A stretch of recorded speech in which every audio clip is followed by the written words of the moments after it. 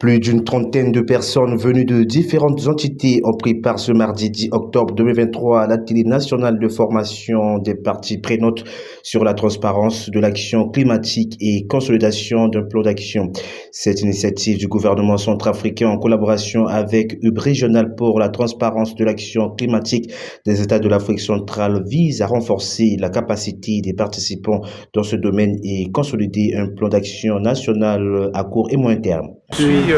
Gervais Ludovic Kitsoamadou, je suis le coordonnateur du UB Régional pour la transparence et l'action climatique de la CEAC. Pour parler de l'objectif de l'atelier, nous devons partir du fait que la RCA est un État parti à la Convention cadre des Nations Unies sur les changements climatiques. La RCA a signé l'accord de Paris, a ratifié. La RCA est engagée à rendre compte de tout ce qu'il est en train de faire en matière de changement climatique au niveau national. Il se trouve qu'avec la mise en œuvre de l'accord de Paris, les pays ont désormais plus de contraintes en termes de rapportage des différents rapports qu'ils doivent faire à la Convention. Et cela, ce n'est pas seulement le cas de la RCA, c'est pour l'ensemble des pays de l'Afrique centrale où des faiblesses ont été constatées en termes de délai de rapportage de tous les rapports que les pays font. Et donc cet atelier vise notamment à renforcer les capacités de toutes les parties prenantes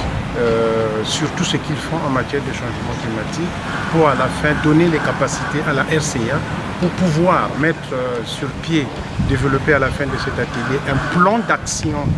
d'amélioration de la transparence en matière de l'action climatique au niveau national. Et derrière ce plan d'action, justement, on accompagnera le pays pour que le pays soit à même de rendre en temps normal et sous la forme requise les différents rapports